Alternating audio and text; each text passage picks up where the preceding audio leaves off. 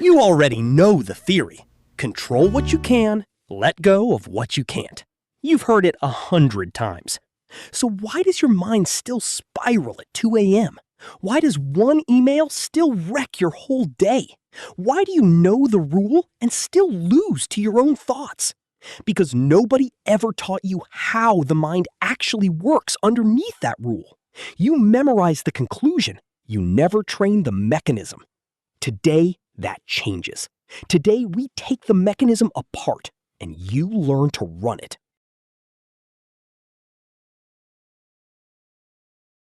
23 centuries ago, a crippled slave named Epictetus said something that modern neuroscience is still catching up to.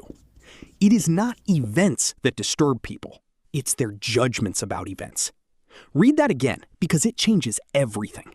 Not the event, the judgment. Between the thing that happens to you and the way you feel about it, there is a gate. The Stoics called what comes through that gate an impression.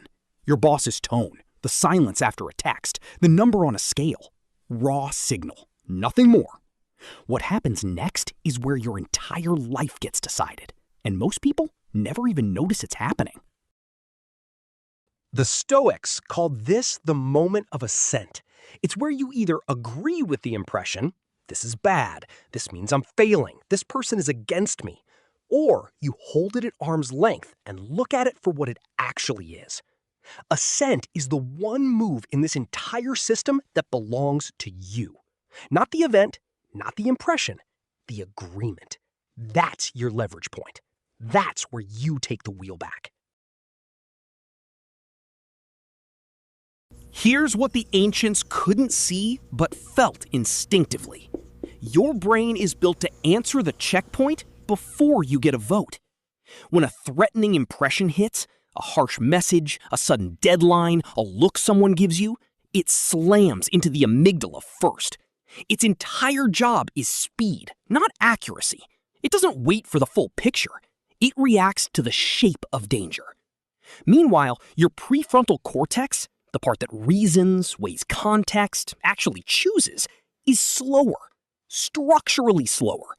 By the time it's ready to speak, the amygdala has already fired. Pulse up, jaw tight, a sentence already forming that you'll regret in 10 minutes. This isn't weakness, this is architecture. You were built for a world where a rustle in the grass didn't wait for analysis. It waited for nothing and ran. But a passive-aggressive email is not a predator, and for one crucial half-second, your brain can't always tell the difference. The Stoic move, hold the impression before you assent to it, is, in modern terms, forcing a gap between amygdala and action. You don't shut off the fast system. You give the slow system time to actually cast its vote. That gap doesn't happen on its own. It's trained. And training it is the whole game. Epictetus organized the entire discipline of the mind into 3 working parts. Not philosophy for its own sake, a system you can run today. First, perception. Train yourself to see things as they are, not as your fear paints them. A missed reply is not proof you're unwanted. It's a missed reply. A mistake at work is not proof you're incompetent. It's a mistake. The untrained mind adds a story to every fact. Your job is to strip the story off and look at what's actually left. Second, action. Once you see clearly, you act only on what's actually yours to move. Not the outcome, the effort. You don't control whether the promotion goes to you. You control whether the work was your best work. This is not resignation. This is where your power was always standing, waiting for you to use it. Third, and this is the hardest one, the discipline of will. Make peace with what's left after perception and action have done everything they can do. Some things do not move, no matter how clearly you see them or how hard you push. The discipline of will is refusing to keep fighting a wall that was never going to fall, and turning that same force toward a wall that will. 3 disciplines, 1 gate. This is not surrender dressed up as wisdom.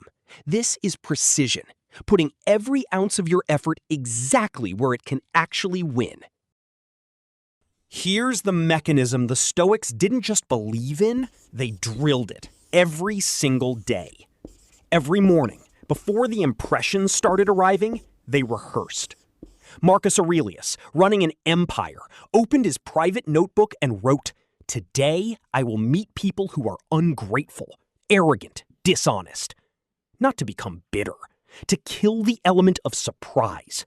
Surprise is what collapses the gap between impression and assent. Rehearse the hard impression, and it arrives smaller. Every evening, they reviewed. Not, was I happy today? A sharper question. Where did I lose the gap?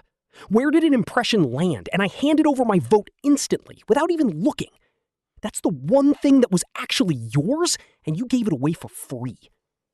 This is not a mood practice, it's training. A muscle that fatigues and needs to be reloaded every single day.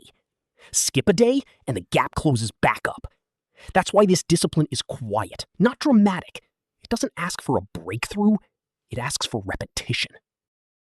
People think a mind under control means a mind that feels nothing. That was never what this was about.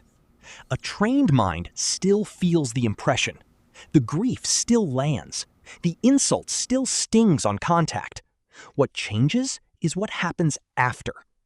The half second where you used to hand over the vote without looking now becomes the half second where you actually look.